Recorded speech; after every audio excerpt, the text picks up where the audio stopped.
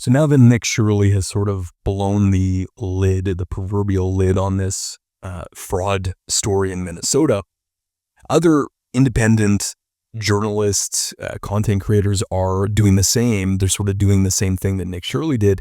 And they're going to these daycares. They're going to these fraudulent Medicare, Medicaid clinics, these fraudulent autism clinics, and they're doing the investigation for themselves. So I want to play this video here of this guy doing the same thing. And he encounters this very angry Somali woman that is clearly not impressed that he's simply asking questions. I mean, if you have nothing to hide, folks, I mean, just think about this on a fundamental basis. When someone is guilty, they get very upset when someone starts asking legitimate questions that would seek to expose their guilt. But when someone has nothing to hide, when they're doing things legitimately, when they're doing things by the book, so to speak, they don't get angry like this. In fact, they probably laugh it off because they know it's not real. They know it doesn't matter to them. But this is the look of someone that knows what they're doing is wrong, and is trying to hide that fact. So let's play this clip here. Today I'm showing you 161 Childcare in Columbus, Ohio. And as you can see, it does not look like a childcare center at all. It is locked, says it's open.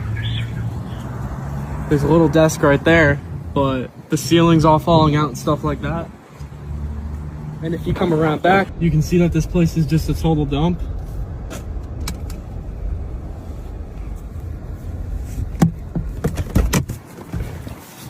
Literal just debris everywhere.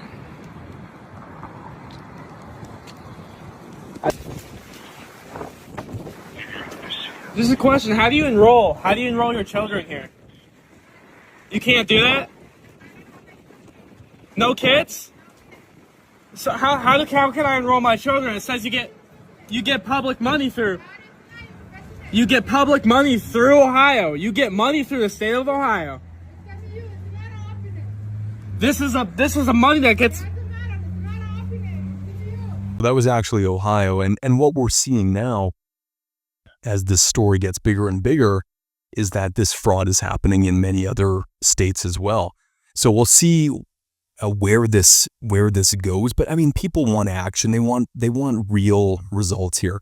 The political sloganing and political pandering isn't going to cut it. And if all that happens at the end of this is Pam Bondi, making a press statement and saying we're going to get to the bottom of this, and she bangs her fist on the table, and nothing really happens, that's going to be a big hit to the Trump administration credibility.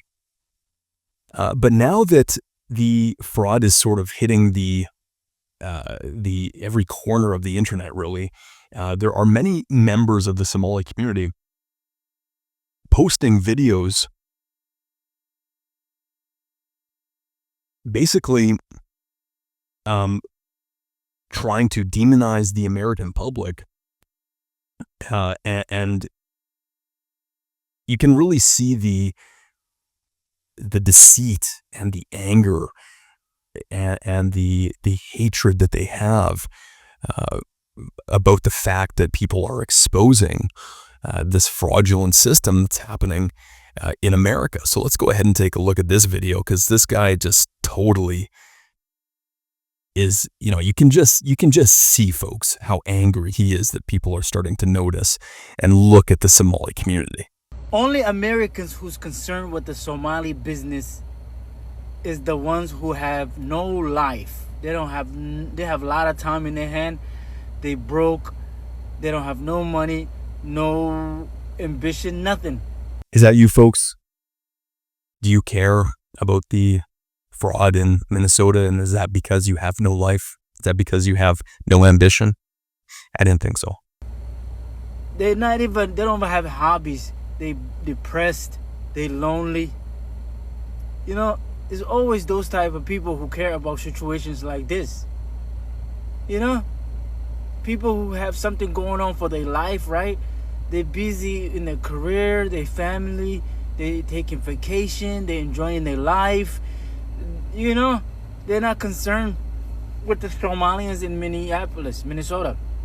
Only people you will see who's worrying about this is not even racist. They just broke. They just don't have anything going on. They're broken spiritually, physically, and financially. That's what it is. They don't have any.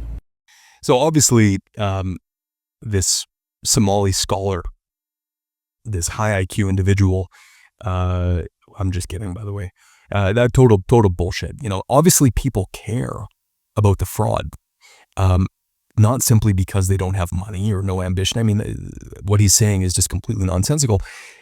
People do not want to go to work at 7 in the morning, come back at 5 o'clock at night, work hard all day, come home, deal with the problems of life, deal with their children, put food on the table, live a good, honest, but hardworking life, only for their tax dollars to go to this idiot or to go to low IQ retards in the Somalia community.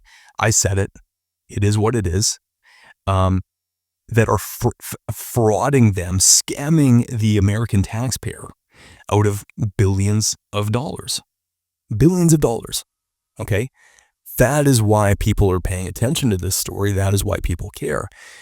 It's not because they don't have time on their hands. It's because they're fucking pissed. That's why. But we know this. I mean, I don't need to tell you guys this. Like, I'm just preaching to the choir. It's when, you know, fraud gets exposed, when lies get exposed, people like this get defensive because they know that, you know, their proverbial clock is ticking. I mean, I hope it is. I really hope, you know, folks, I really hope that something actually happens. If things do not come of this, if the Trump administration fumbles this whole situation and nothing ultimately happens, that's going to be hard to politically recover from. This story is so mega viral at this point. And so many people are aware of the fraud, the extent of the fraud, likely in the billions of dollars. And if nothing happens, if there's no arrests, if there's no jail time, people are going to be really pissed off.